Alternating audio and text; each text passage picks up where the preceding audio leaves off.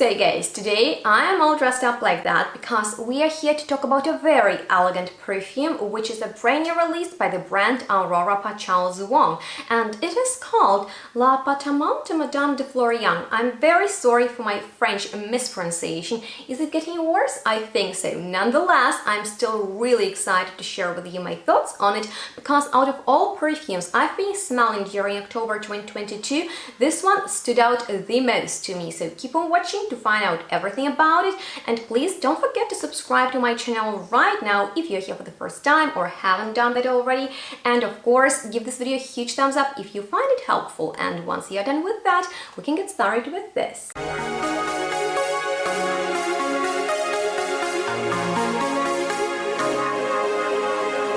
So hello and welcome everyone to this month's episode in which I share with you my most outstanding fragrance, and in October 2022 my most favorite perfume discovery is definitely this new release by Autora by Charles Wong that is called L'Appartement de Madame de Florian, and this brand was founded by the fragrance and luxury lifestyle enthusiast Charles Wong, a native Hong Konger who is passionate about sophisticated things from fine fashion to European culture, music, elegance and style. And he has already launched these two fragrances that I have reviews on my channel, so definitely check those out after watching this one. All the helpful information is going to be linked down below, but today we are here to look closer at his brand new release, the design of which definitely inspired my look today because the color of the box and the ribbons is burgundy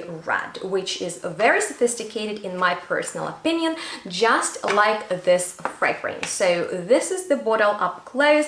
It is very sleek, elegant and modern, and the fragrance was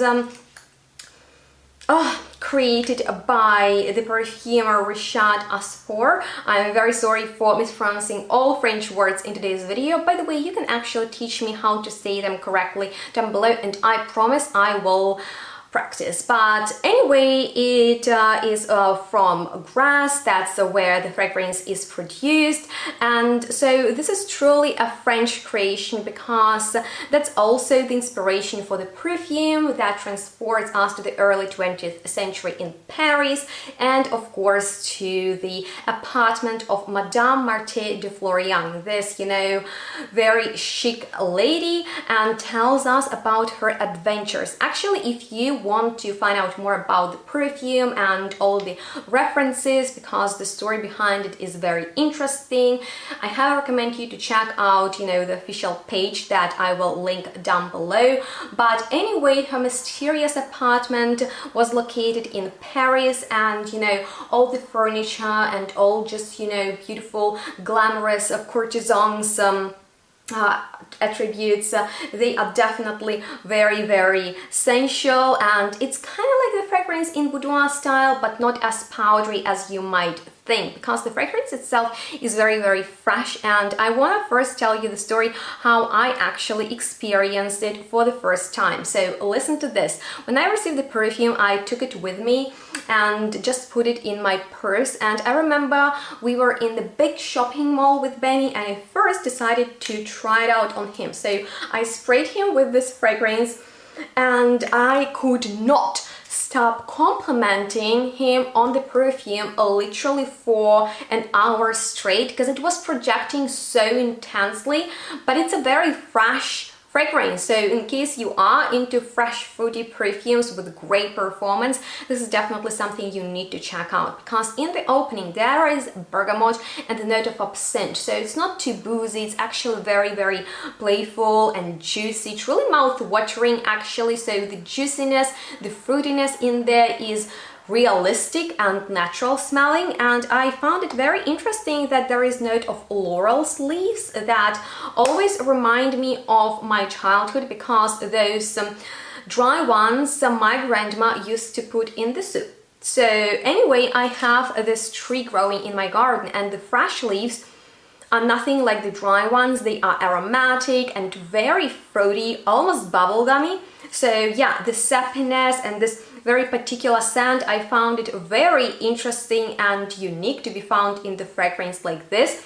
But I think that blackcurrant and melon are actually the notes that are main in here, because they are so juicy that you can almost feel a watery element in here. So it's not overly aquatic, but maybe because of that melon, you know, with its beautiful green outside and honey inside, it just creates a bit of the watery texture. However, there are also spices such as saffron, cardamom and pepper, and I think that's probably the balance between the spicy and the fruity notes that's so intriguing, plus that laurel's leaf is something truly extravagant. So there is a bit of sharpness in the fragrance, but as you wear it, it mellows and becomes juicier and fruitier, and it's almost gourmand, but not because it's sweet, not at all.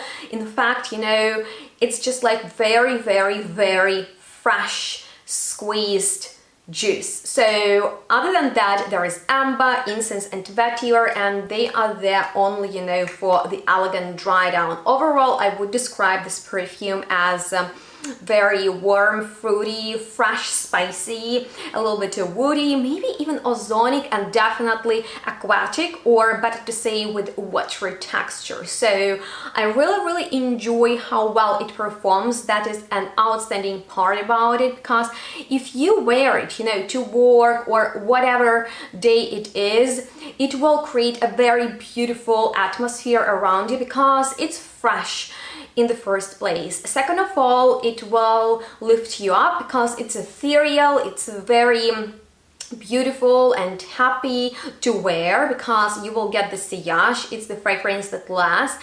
And third of all, it is universal, so it is fresh and elegant enough to be worn on the everyday basis, and at the same time, I think because of the spicy twist in there, it is also fun and you know, a little bit sensual. So I was actually quite surprised that it's not as powdery as a lot of fragrances that were inspired by this period are.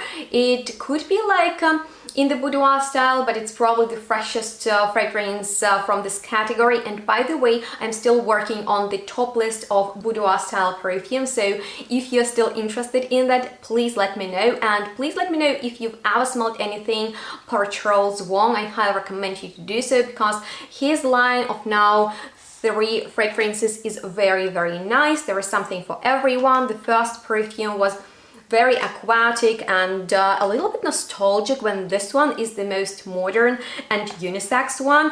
The second one was truly powdery, a little bit sweet and floral, so that's probably my favorite. But this performance is unbeatable, and I almost smell something like tea in there. Fruity, beautiful, watery tea. So it was great during warmer days, but also when the weather was moody during October, I really loved to put it on because it just created way more happier atmosphere and gave me like a bit of a summery vibe. So that was my review on this brand new release that I enjoy very much.